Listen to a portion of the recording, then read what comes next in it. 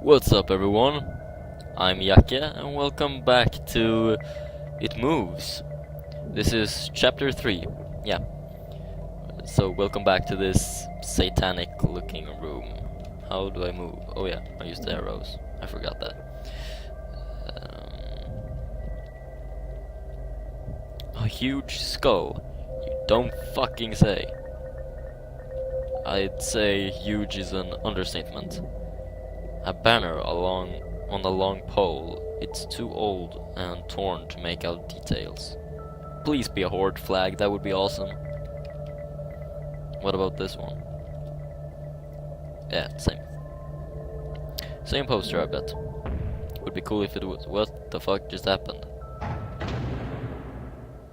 Oh no. The skull is mad. I was trying to raise the volume a little bit. Actually, that's what I'm gonna do. There we go, I hope that's better. Looks like the skull is angry or something, or awake at least. A huge skull, yeah, you said that.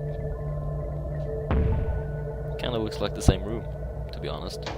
Oh no, it's flashing a lot faster.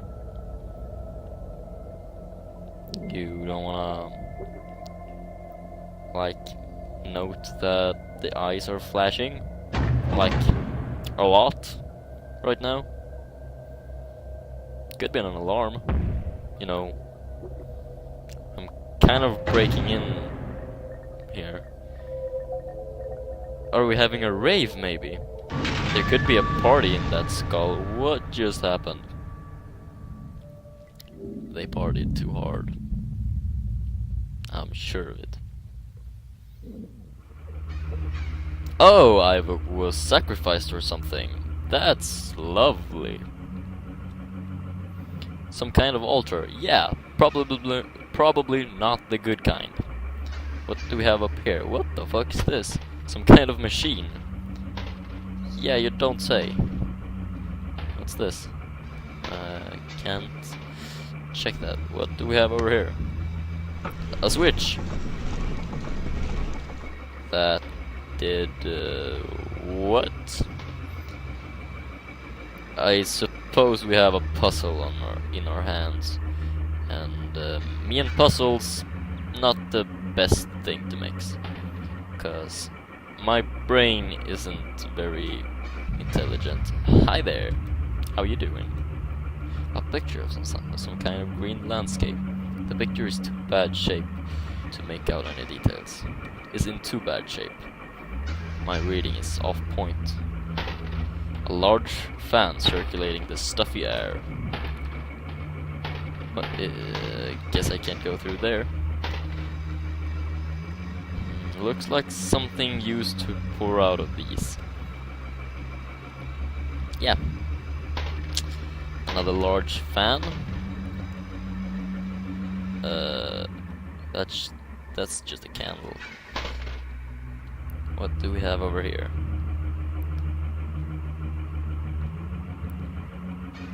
Looks almost like the lights on the runway at airports.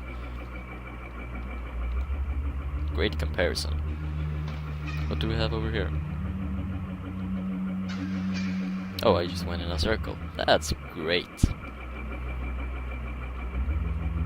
Looks like something used to pour out of these. I don't have to look at everything. Okay, I get it. Can't go there. I see. Where can I go then? I don't want to be stuck already. That's not impossible though. Oh, another switch. Hey, what's that? A creepy mask.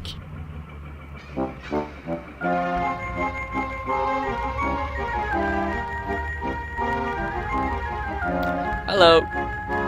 You're not creepy at all, baby mask. Oh, you're smiling. I'm glad you're happy. I'm not happy, but I'm glad you are. Please get out of here. You're creeping me the fuck out.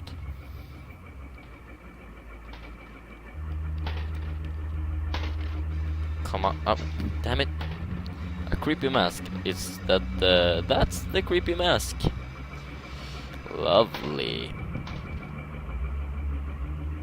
Honestly, I kinda like that type of music. The scary stuff. I really enjoy scary music. I like horrorcore. That's my thing. You know, ICP, Twisted, that kind of thing. What does it say? Hello. Hi. Oh, I can. Oh, I haven't been here yet. Oh, now something is pouring. There's a red liquid pouring out. Please don't be blood.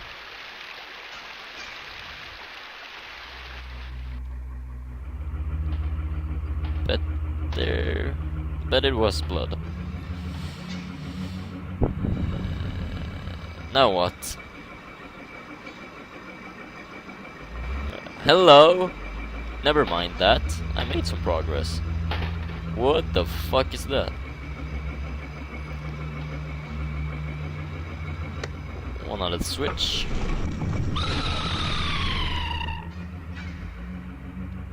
The pile of weird stuff screamed. Oh, I can go here now. Thank you. I can walk in a circle. Really helps. Can I walk anywhere else?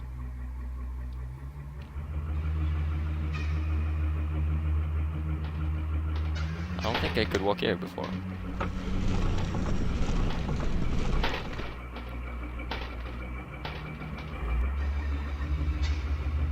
Oh wait, another switch. I'm getting chills all over my body.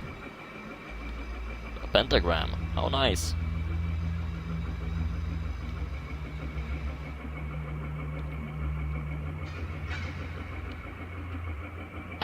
Where am I supposed to go now? Here, I bet.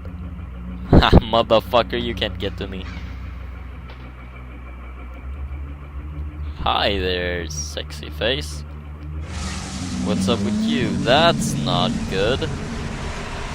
That's not good anywhere. Especially not here. Here we go, more text. It's funny how certain words can remain hidden from your mind, no matter how blatant or obvious they are. One word came to me that night, lying here in the darkness alone, frightened, aware of a rotten cage in the atmosphere. A thickening of the air, as if something had displaced it. As I heard the first casual twist of the bed sheets below, the first anxious increase of my heartbeat at the realization that something was once again on the bottom bunk.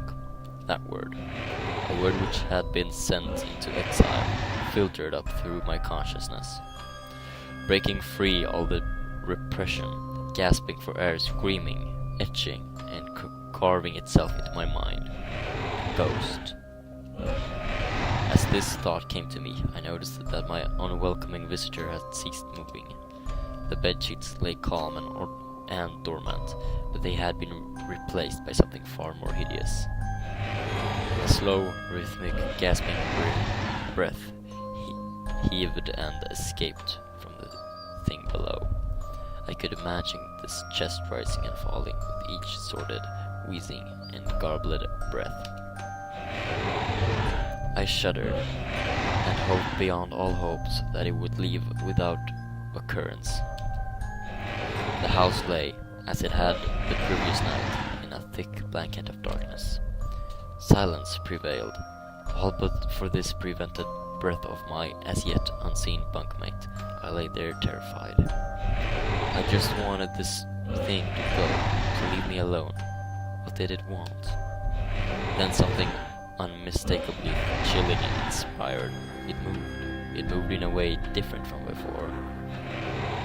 When it threw itself around the bottom bunk, it seemed unrestrained, without purpose, almost animalistic. For that thing lying there in the darkness, that thing which seemed intent on terrorizing, a young boy, calmly and nonchalantly sat up.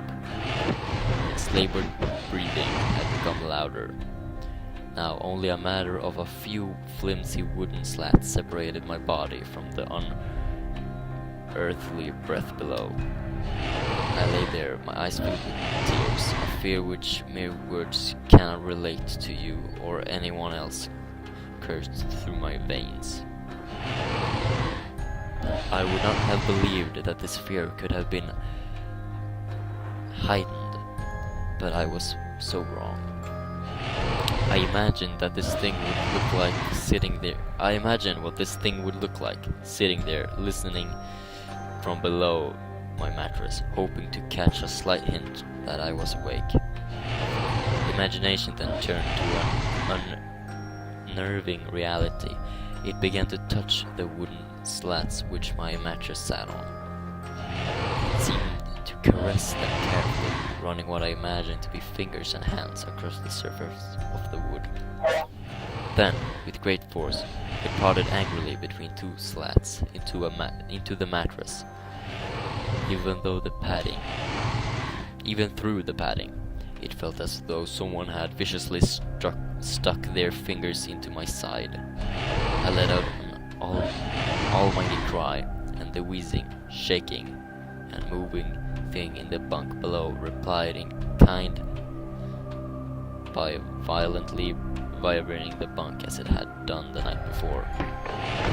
Small flakes of pain poured into my blanket from the wall as the frame of the bed scraped along it, backwards and forwards. Once again I was bathed in light, and there stood my mother, loving, caring as she always was, with a comforting hug and calming words which eventually subdued my hysteria. Of course she asked what was wrong, but I could not say, I dared not say. I simply said word over word. One word over and over again. Sorry for that. Nightmare. Hell of a fucking nightmare. Light. This pattern of events continued for weeks, if not months. Fuck me. Night after night, I would awake to the sound of rustling sheets. Each time I would scream so as to not provide this abomination with time to prod and feel for me. With each cry, the bed would shake violently, stopping with the arrival of my mother, who would spend the rest of the night in the bottom bunk, seemingly unaware of the sinister force torturing her son nightly. Along the way, I managed to feign illness a few times and come up with other less than truthful reasons for sleeping in my parents' bed.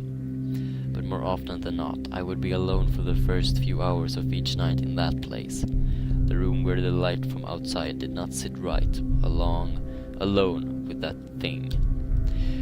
With time, you can become desistant to almost anything, no matter how horrific. I had come to realize that, for whatever reason, this thing could not harm me when my mother was present. That's good to know. I'm sure the same would have been said for my father, but as loving as he was, waking him from sleep was almost impossible. Waking me, on the other hand, was no trouble at all, thanks to the nightmares. That sucks.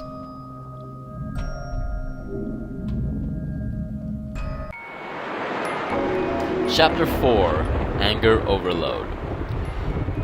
And that's been a long episode, because I was just walking around being stupid. So I will end this episode here. Maybe it'll be 2, I don't know, we'll see after I edit. And I will continue chapter 4 next time. But until then, have a good day.